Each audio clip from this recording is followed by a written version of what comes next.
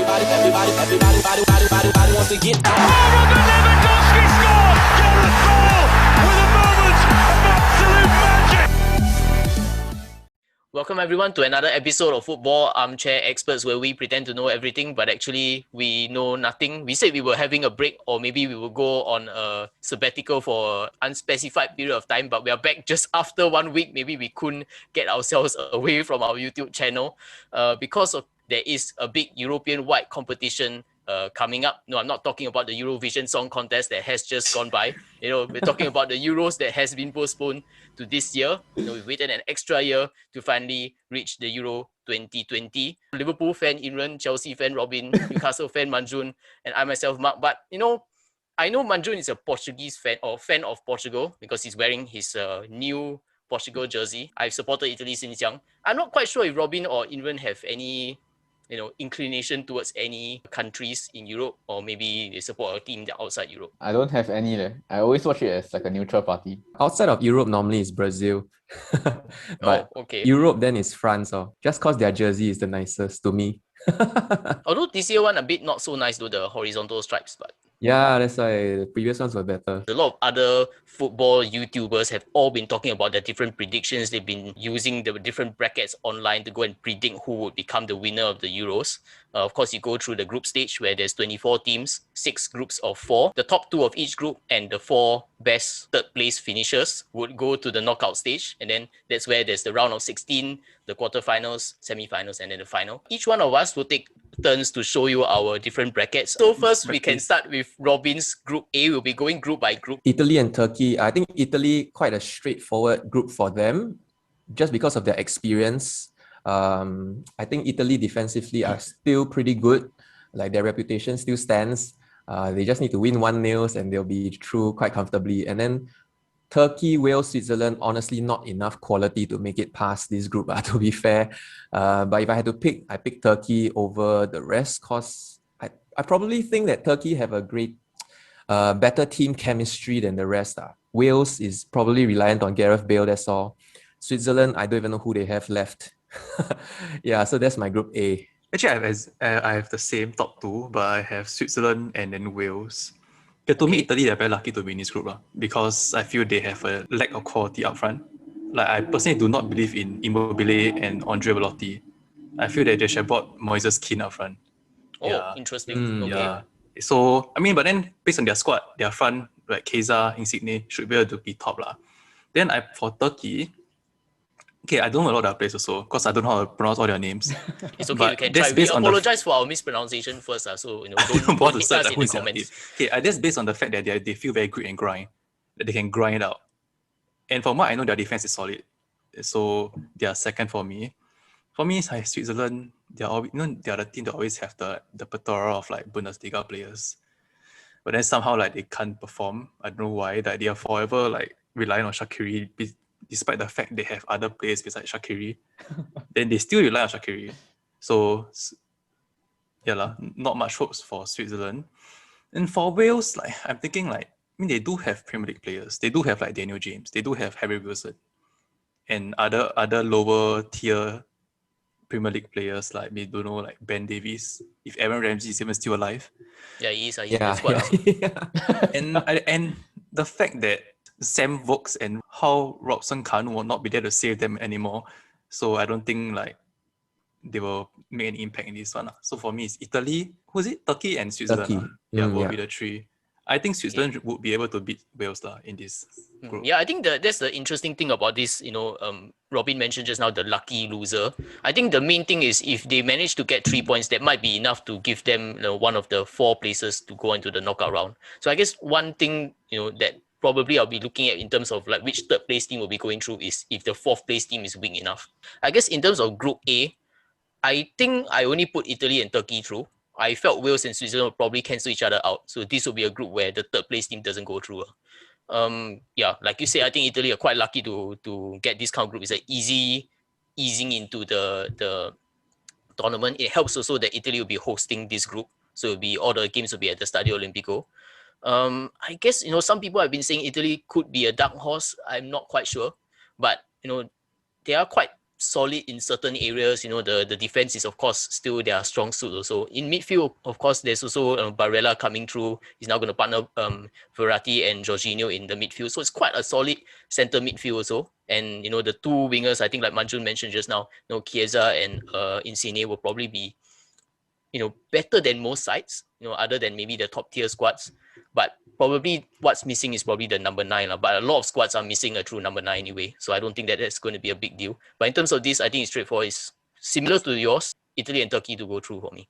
I actually feel you guys give Italy not enough credit for how far they've come. I think it's a group like on the resurgence. Like looking at their players, there's quite a lot of I feel like there's quite a lot of recognizable players in their squad, and I think they're coming into this in like a 10-game winning streak or something like that. I think Roberto Mancini's record since taking over at Italy, which is only like 1-2 years, right, is at 70% win rate. So I think that's quite a good step to have. And despite maybe having no faith in strikers like Ciro Immobile, Lorenzo Insigne, or like Andrea Belotti, but the fact that they have 3 such like recognizable strikers like Federico Chiesa also, it's like you have so many options that you can choose from, you know. So you don't have to count on like one person, and then if they don't perform, if Ciro Immobile don't perform, then you're dead.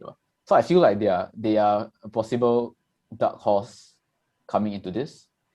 And then as for my second, third, and fourth choice, I feel like all 3 are quite even in that their squads are not actually that unknown. You still know players here and there within all the squads, right? Just that as a whole, all the squads aren't particularly strong. So in a way, I think it's a toss-up between all 3 of them. I actually put Wales at number 2 just because I recognize the most players in the Wales squad. And then the Turkish and Switzerland squad, you have your Shakiris, your Shaka, and then for Turkey, they have Soyuncu, they have what's his name? That Hakan Çalhanoğlu. But that's the thing. Like, other than that, I think all the other Turkish players are like in the Turkish league, in like some low-level Bundesliga team. I don't know. So, although maybe perhaps I could mention, you know, Turkey perhaps. I mean, I'm not saying they are my dark horse also or anything, but I think they could surprise some people. You know, they have quite a young team this time, apart from Burak Yilmaz in front. I think I was looking at their back line is all quite. I think Soyuncu is the oldest, and he's like what 25, 26. Or maybe he's younger than that. I can't remember already. But like, you know, he's next to him is Demiral at Juventus. I think he's very young also. The left back is the Lille first choice left back, Zeki Çelik. I don't know if I'm murdering the names, but and I think even the right back is also pretty young. So like, you know, Turkey are sort of an up and coming team. Perhaps they won't make so much of an impact this Euros, but you know, possibly with an easy group, maybe with an easy draw in the knockout stage, perhaps they could make some inroads in Group A. I don't sound harsh to Wales fans lah. Your players are trash. I just want to say it. Like. But I guess, you know, more or less there's a consensus between us is Italy and one other or two others. But I guess next we can go to Group B. I don't know how you all look at this. Is this a straightforward group for Belgium, or could there be any surprises here? For me, I feel like you have to look from bottom up. Finland are no kick whatsoever. I mean, I'm sorry lah. If you have to rely on old Timo Pukki and that guy Marcelo Forrest from Brentford to score your goals, saying you're screwed. Other than that, I don't know who else in their team. So Finland, I feel that just there to just fill up some space. I feel the Finland squad could have been filled up by some other team. Maybe Greece. Like maybe Greece won Finland during qualifying. Maybe that will be better. Then as for Russia, Russia, I don't really care about them. Russia, I just know that the Zuba is back after his masturbation video. So, so basically, the Zuba, I think one of the top strikers, like there was one video of him masturbating 2 years ago that leaked online. Oh my God. That's why he got suspended and banned. But now he's back, boys. So maybe he can carry them. Along with Alexander Golovin and Yuri Zhirkov, who is still there. My God, he's like, fuck. Oh my God. But that could be a pun actually. But anyway, no, I'm not going. We'll let our listeners and viewers think of that for themselves. For me, this is how I did. It's Belgium, Denmark, Russia, and Finland. Denmark should be able to do it, I feel. They have enough quality, Denmark up front, with Martin Braithwaite, Yusuf Poulsen, you mentioned Kasper Dolberg. You know what I mean? Their midfield is fine. They got Højbjerg, they got Thomas Delaney. I think should be enough to go through. As for Belgium, for Belgium, don't say this is probably like, I don't think they have to put 100% to get out of this group. I think Group B should be quite fast for us. I think all of us have this exact sequence because Belgium and Denmark are so far. But Russia, you never know. The other two, the World Cup, they can do so well. I feel I feel like Russia's squad, they are going through a bit of a revamp. A lot of like the previous generation one from the Russian World Cup like sort of retired already, and plus they overperformed during that period lah. Plus it was in Russia, they have more motivation, whatever. So like Belgium, I don't have to say lah. Belgium is like you have all your top players there, so confirm top. But I think Denmark is like surprisingly quite strong when you look at their squad. It's like you have like goalkeeper solid, Kasper Schmeichel. The defenders also quite solid. They have like Christensen, they have Vestergaard. It's like quite recognized names. And then obviously your midfield and your forwards that Manju just mentioned. So I think they are comfortably will be in second. Yeah, exactly the same. I think not much more to be said. Just look at the spines of all the team throughout the center of the pitch. Belgium's the strongest, followed by Denmark, then Russia and Finland. So naturally, I think that's how the group will finish also lah.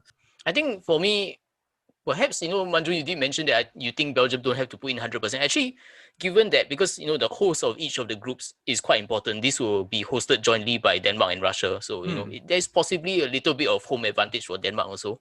I think there could be a chance Denmark finish top of this. I eventually still put Belgium first because, I think Denmark might drop points elsewhere even if they beat Belgium. But there's a little bit of a worry for me in terms of Belgium because you look at their, if I'm not wrong, Roberto Martinez will play a back three for Belgium. And Thomas Vermaelen and Tommy Alderweireld are still in their back three. I think the other third one is Jason Denayer. So like, not exactly a very strong back three. I don't think they'll play Vertonghen, sorry. Yeah, Vertonghen, not Vermaelen. not Thomas Vermaelen, yeah. Vermaelen like already half retired already. Yeah, retired already. So yeah, I think it's still a very old back three. Perhaps, if Denmark could find their way around it, it could be a little bit of a surprise here. But I still think Belgium will go through. I'm agreeing with all three of you still in this same order. In fact, I think Russia may not make it to the next round. I think they will draw against Finland actually. So like Imran mentioned, a lot of their experienced players, or the Akin Feev, everybody's favorite goalkeeper, no longer playing. I think Like even their 40 years centre old backs, they were in what were their names? Berezutski twins also no longer playing also. So I think possibly, if you feel like Finland rarely get to tournaments, maybe they could surprise Russia and finish third. But even then, I think inconsequential lah. In terms of Group C, Robin, just now when we were running through the first time, you were saying that this is a bit of an underwhelming group. Yes, a lot, of course. I don't know all the teams here well enough. Netherlands is obviously like the most, marketable country, the team here. And naturally, I put them as number one, partly because I think their experience, they got good enough players playing in top leagues, good teams, to be able to navigate a tournament like this. Whereas the other teams, I really don't know much about them, if anything at all. So I just go by possible team dynamics. I feel like Ukraine probably has better team chemistry and unity than the rest. Austria, I feel Austria and Ukraine are so similar and close, honestly. So it could be either or, but I just settled for this. North Macedonia, I totally write them off. Yeah, no chance. Manjun was mentioning that he feels that Italy are lucky to get Group A. I think the Netherlands are very lucky to have this group. Yeah. Possibly if they have a group with maybe another major contender, I think they will really struggle. In fact, even in this group also, I was thinking, is it possible Netherlands don't finish top? But like Ukraine, I was looking at their squad also. I think they have quite a lot of injuries. I will not be able to pronounce any of their names, but I think I'm going to try. One of their left wingers, the Yefan Konoplyanka, he's like supposedly one of their star players and all that, he's not going. So that's a big deal for them. In terms of naming players, Zinchenko from Man City is a Ukrainian player. He will be playing in midfield instead, so not at left back. I think there's also the Atalanta midfielder, Malinovsky also. Yeah, he's also at Ukraine. So I guess it's also sort of a up and coming kind of country, but with no real history of doing well. You don't really know if you can back these kind of countries to do well or not. Austria, I think, people were talking about possibly they were like an underdog for some tournaments, but it's been too many tournaments have gone by and they've not really done anything. Although I think they have this new striker up front, right, at Stuttgart, Kala Yitzig. Yeah, so maybe enough to finish third. I think basically I'm agreeing with Robin. I'm going with this same ranking of the group. North Macedonia just down there to, make up the numbers. Although they do have Alioski from Leeds. So, Leeds fans do have some sort of representation here. I actually beg to differ with both of you. I feel like this is quite a tough group to predict. Like, firstly, it's because I do not believe in the Netherlands squad whatsoever. I feel their youngsters are overrated. I feel their manager is trash. Frank de Boer is complete trash. You all might know Frank de Boer from the most suckiest thing at Crystal Palace. I hope you all remember that. He was sacked after 5 games at Crystal Palace. Yeah, because of him, we made Roy Hodgson look like God. Yeah, so I mean, maybe there's another coach, maybe can, but I do not believe Frank de Boer will do shit in this tournament.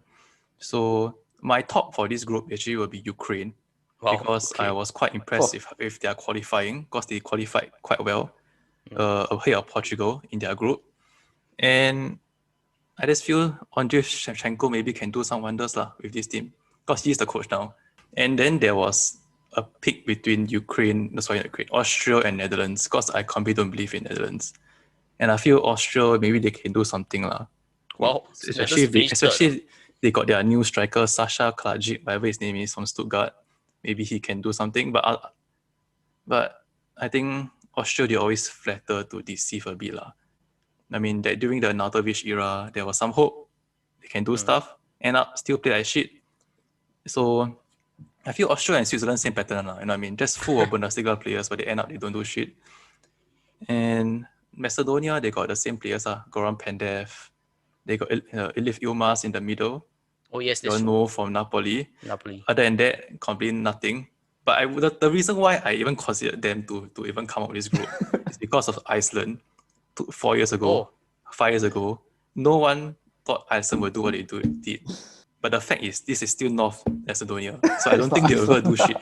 so I mean, think, we say that, but they've recently beat Germany in World Cup qualifying. yeah, so I did consider that, but I feel end of the day, not enough quality I mean, from the whole team as a whole.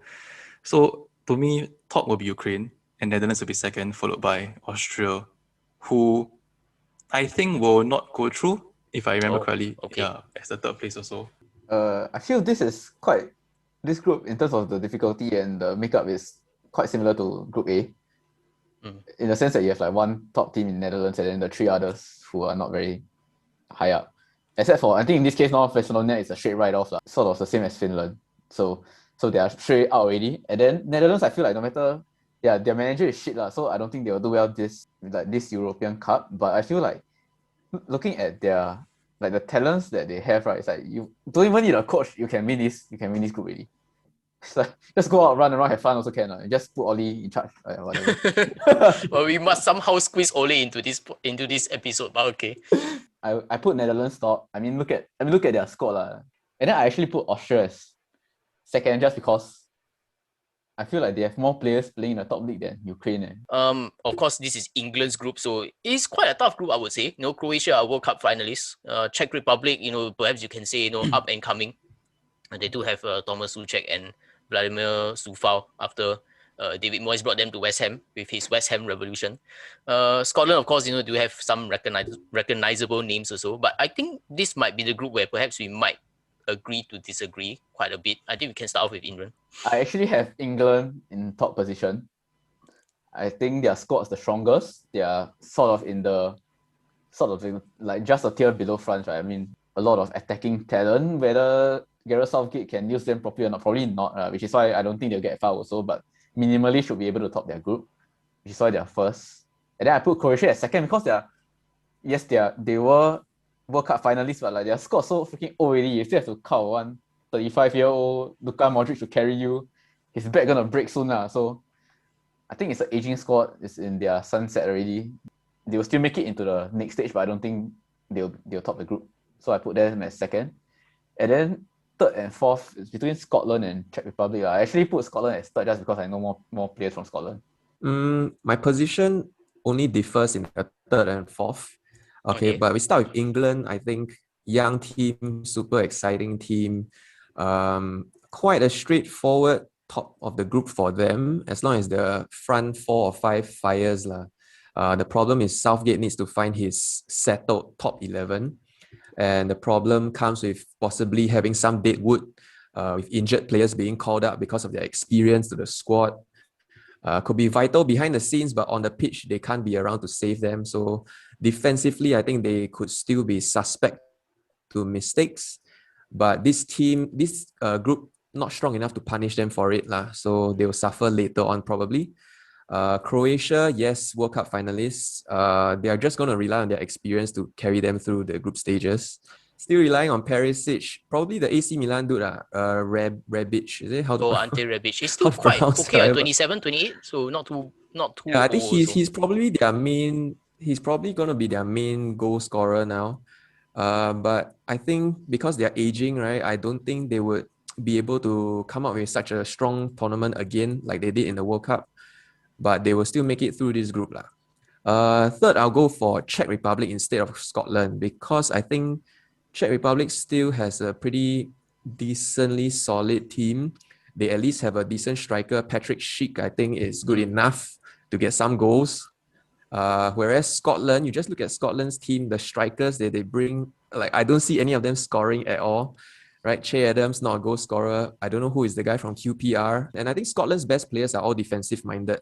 And Andy Robertson, Kieran Tierney, Gilmore, John McGinn, and then Scott McTominay. No one could to really produce the goods up front. So I think Scotland will struggle to even score a goal. So that's why I put them last. I think for me, this is quite a difficult group to predict also. Because you don't really know with England because they always tend to start slow. Even at like normal World Cups and Euros, usually even if they have like a manageable group, they always find a way to lose to so-called smaller nations and all that. Although the previous time at the World Cup, their group was so easy, it was hard for them to screw up. So I don't quite think that this is the same category as that. I know Croatia and Czech Republic are very much possibly can hold their own.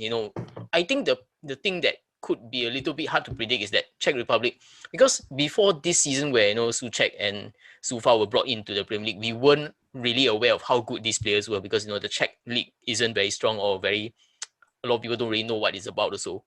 So I tend to give them a little bit more benefit of doubt. Perhaps there are players there that we aren't so familiar that maybe perhaps they're also quite good.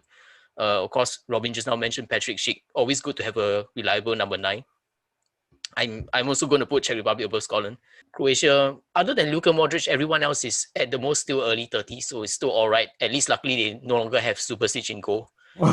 Yeah, I think England also in a sense a little bit lucky to get this group, not to jump too far ahead, but looking at who they could face in the knockout stage, actually it's for those of us who are hoping England don't do well, it's a blessing in disguise that they got this group. Because if they finish top, they'll face someone from Group F, which is a group of death. There isn't much to say lah. I mean, for England, they better well top this group lah. My second place will be Croatia. Rakitic not going, Mandzukic not going, and I do believe in their talent up front with Modric, Joseph Brekalo, Andre Kramaric, Ante Rebic. I think should be able to do well lah. The thing I really disagree is Patrick Schick. I feel he's trash. Like okay. The only fact that he is given like some sort of hype because he played decently in Italy. Then he went to Leverkusen where he completely flopped. So I have zero faith in Patrick Schick.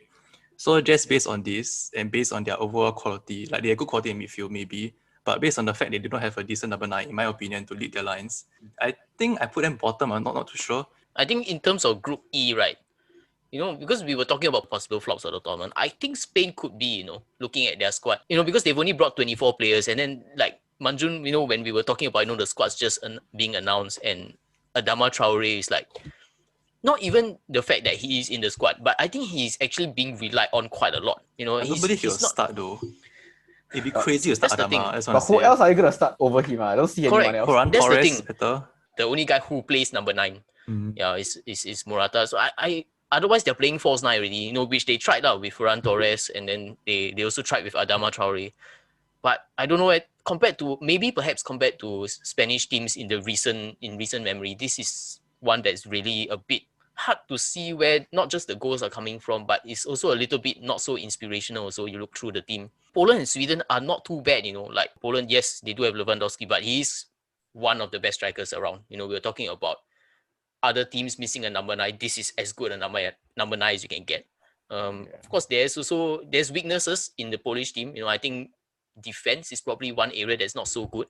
In midfield, they do have Zielinski also, so it's quite alright. There'll be somebody there to create chances for him. If I'm not wrong, I can't remember, but I still put Spain first because I think Poland and Sweden. But I think it might be. I think I did actually had to count the number of points to see which teams will go through for this. So I think if I'm not wrong, I have a 3-way tie for 5 points each, and Slovakia to finish bottom with 0. Sweden, a little bit, personally, I felt Emil Forsberg a bit disappointed with his whole career. You know, it Why, seemed sia? like he was a Fanatic up and coming thing, and then he never really came. So a little bit disappointed at that. I mean, they do have 2 very young forwards, Kulusevski at Juventus and Alexander Isak at Sociedad also. Maybe one tournament too early. But in terms of Slovakia, I think actually even if you compare to Macedonia, Slovakia could be the weakest team at the Euros. Maybe Finland. Mine is the same as Mark lah, in terms of the sequence. I think I can start at the bottom. Slovakia, nobody. Defense must rely on Milan Skriniar. I don't think they will able to do it. Their midfield attack is just totally dependent on Marek Hamšík, who's like 55 years old now. Somehow he's still being caught up. So yeah, no, Sweden, Slovakia, no way. To me, Spain would top this group lah. Like, if you got the balls to bring 24 players, you jolly well top your group. There's no excuses here. As for Poland and Sweden, I feel Poland has Lewandowski, but I think Sweden has more players who can make a difference in their attack. Like you mentioned, Isak, Kulusevski, Marcus Berg is still there, and Jordan Larson, who you all don't know. You know who's Jordan Larson? Apparently, if you all follow Spartak Moscow on TikTok, they have been hyping their young striker, Swedish striker Jordan Larson a lot. So I'm on the train, even though I never watched a single shit about him. Thanks to TikTok, I know he's there. Zlatan, if Zlatan will be there, if he didn't get injured, it'd be quite cool lah. Then Poland, they can see the 2 strikers play head to head. Wow, yeah, lor. Yeah. 2 old and experience at like top number 9, which is lacking in Europe now. First of all, Spain is I put them as a top group despite their weaknesses, just because I feel it's enough for them to go through lor. Because I mean, let's look at their keeper. The gear is okay, like not too bad. And then for defenders, I really feel like they really get saved by France not calling out Laporte. And then Laporte just like scoozy shit. I'm like 26 already, still 0 calls for the French squad. I just quit my country already. And I went to join Spain. So like I think without Laporte there, their backline really damn trash lah. So I put them as top, and then I'll put Poland as second just because Lewandowski is so strong. I think he can single-handedly win any game on his own. And then their keeper also not bad. So on both ends, it's quite solid.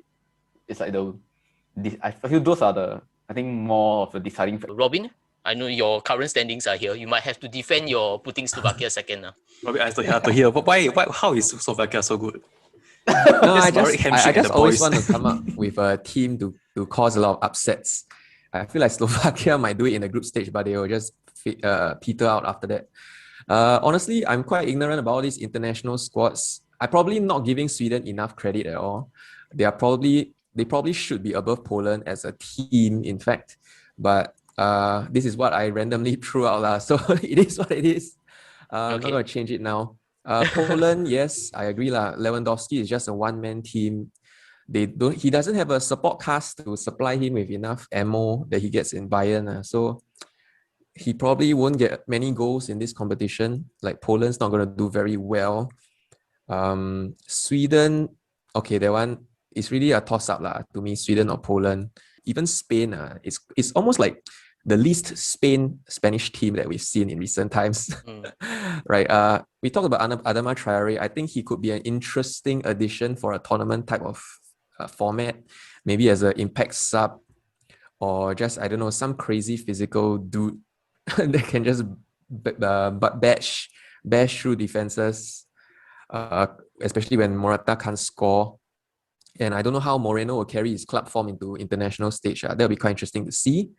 But Busquets, I think recently just got COVID, so I don't know how they would manage that. Whether he can still go to the Euros or he has to be replaced, that one's still not confirmed. But yeah, I think Spain definitely easy victors of this group. They should be at least. I go say Adama Traore, but any 0 goals, 0 assists. I just want to say. He may not even play. He Like might not you play, said, yeah. I mean, in terms of teams that could win, potentially you could say Group F has quite a few candidates that maybe you could say have a chance of winning. France, of course, overwhelming favourites for completing the World Cup and Euro double. Arguably, they should have done it the previous time they hosted the Euros in 2016. Of course, the ones who did win and beat them in the final were Portugal. So of course, there's a There's a rematch. Yeah, I don't know why it took me so long to think of that word. Yeah, there's a rematch in this group. And of course, there's Germany, usually very reliable at tournaments, but of course they bombed out in the group stage in the World Cup. Robin, obviously you put Hungary bottom, you don't think they stand a chance. But I think the surprising thing here is that you put Portugal third. Yeah, that's the tough one between Portugal and Germany. I think France, I think their squad to me speaks for itself. Germany, I think the whole team is very good until you get to the forwards. Just because Timo Werner is so out of form, goal scoring wise, they will need their attacking mates to come up with the goals, like Gundogan, Sane, Gnabry, these kind of players to score. Because Werner's going to miss all the open goals. He hasn't shown any indication of reversing that form. And if he doesn't do that in the tournament here, then they're not going to go far beyond the group stage. But Portugal, I feel like Ronaldo's presence in the team is going to be a bit of a distraction. Like they will have so much pressure to pass the ball to him. His presence alone, his aura is already too influential. I'm not even sure if that's a good or bad thing anymore, right? His presence there now. So they are quite an exciting up and coming team, but maybe not this tournament. Maybe the next one they will perform much better. Yeah, I think Ronaldo's presence there could be working against them at this stage. Yeah. Okay. I'm pretty sure because of Manju obviously wearing a Portugal jersey. We probably know who is going to put top of this group. So I think we go to England first in terms of this, for maybe less biased opinion. Do you agree with this order? France to top, Germany second? No lah. I think I will go for probably the most conventional one, which is France top and then Portugal second. I mean, number one, they were both the finalists in the previous Euros, right? And I feel like actually calling back Benzema is a very good move by the French coach, because you don't want the team to be like stale, right? After winning the World Cup, like I feel like teams tend to go downhill after they win like a major tournament. So bringing Benzema back in his form, right? Actually, I think refreshes the squad a bit. It's like you're already damn good, already, you just add more ammo into your arsenal, right? And because Benzema is such a supportive striker, he's like, I think in the friendlies that they just had, he linked up quite well with the strikers around him. So in a sense, it's like an upgraded Giroud. It's like Giroud was also quite supportive. That's why he got 0 goals in the previous World Cup, right? 0 goals and 0 assists or something. I don't know. Yeah. So he's like an upgraded version. He can score and he can support. So I think bringing Benzema back was the right choice. But yeah, and then moving to Portugal, well, I think this is Portugal's golden generation. I see a lot of like players that everybody can recognize. I don't know, is it because they're Wolves player, but yeah. So I mean, okay lah. Pepe's still there lah. I don't know why lah, but I mean, look at their defense. You have Cancelo, you have Diaz, you have Nelson Semedo, you still have Jose Font there. So it's like damn solid. You have like half the defense is like the Manchester City defense already, and then you go over to their midfield, right? Okay lah, Moutinho there, always solid. Carvalho still there. William Carvalho still there. You have Bruno Fernandes. You have the other, like even Renato Sanchez. I don't know. Apparently he's doing quite well now. So midfield solid, and obviously their forwards, it's like quite crazy lah. You have like Ronaldo. You have Joao Felix. You have freaking Bernardo Silva. You still have Diogo Jota on the bench or playing main. I don't know lah. But looking at it, I really feel like they are possibly one of the strongest squads going into this tournament, which is why I put them as second. As for Germany, no lah. Like it's like they tried to use young players, then they cannot. Then now the coach no choice, has to bring back the old players. But the reason why I kicked the old players out in the first place was because they didn't do well. So I feel a bit not here, not there. They are young. They tried to change the old players to like they tried to refresh the squad, but it didn't work. So like I feel like the young players not really putting in their weight lah. And then old players, you cannot really count on them as much anymore. So I feel that they'll end up third lor. I have the same order as England. I'm also going France, Portugal, Germany, then Hungary last. I think not much to say about Hungary. Of course, there are only one recognizable player, supposedly, also not going already. So, even worse now their squad. In terms of France, yeah, everybody in the media has been talking about it, strength in depth. I think you can play 2 France teams in the Euros and probably both will make maybe at least the semi-final. So, of course, there could be a little bit of like, where do you fit the pieces and all that. But it looks like Deschamps, unlike Gareth Southgate, you're talking about England, he seems to have quite a fixed system already. Even in terms of like, when Imran said, bringing Benzema in is an upgrade on Giroud. I'm surprised nobody mentioned Portugal as contenders. Looking at their midfield, if you're playing a three in midfield, definitely all three are very recognizable. And even in their, like if they're playing a front three, of course, Cristiano Ronaldo, there's Jota and Joao Felix. Even if you will play Bernardo Silva, you will play... Damn crazy. It's like... Correct. Even the backup, Andre Silva, also not bad at Eintracht Frankfurt. So, even if they have injuries, I think this Portugal team, possibly, like you said, could be the next France, in terms of having two teams in the tournament and they'll still do well. So, yeah, I think unfortunate that Germany are in this group. Actually, I think France can go top my group. Yeah, I feel France a bit too strong. Okay, the thing about Portugal, as much as I support them, I feel that it would, and I do expect them to win the Euros, but I feel that they have to somehow carry their luck a bit during the tournament to actually do it. I think France, they can do it based on their squad depth alone and their squad and the talent they have. But then Portugal, I wouldn't say, because the thing is Portugal, this golden generation, they've probably been around for like 1 year or two. So I don't feel like they probably born very well. I don't think they're going to perform that well. I don't think they're going to play beautiful football. I think they're probably going to grit and grind their way to the final, probably. So my top is France. My second is Portugal. My third is Germany. I don't believe in the front four of Kai Havertz, Timo Werner, Gnabry, and Leroy Sané. I don't believe in them at all. In terms of Hungary, don't you say star player not there. Don't need to think about it. You don't need to think about it. So Portugal going to finish second, which means they're going to face England in the second round. So on that note, join us in part 2 of our Euro 2020 predictions as we bring you through the knockout stages, including our hot takes, tips for the Golden Boot, and who we are backing to win the entire tournament of Euro 2020. So see you there in our next episode.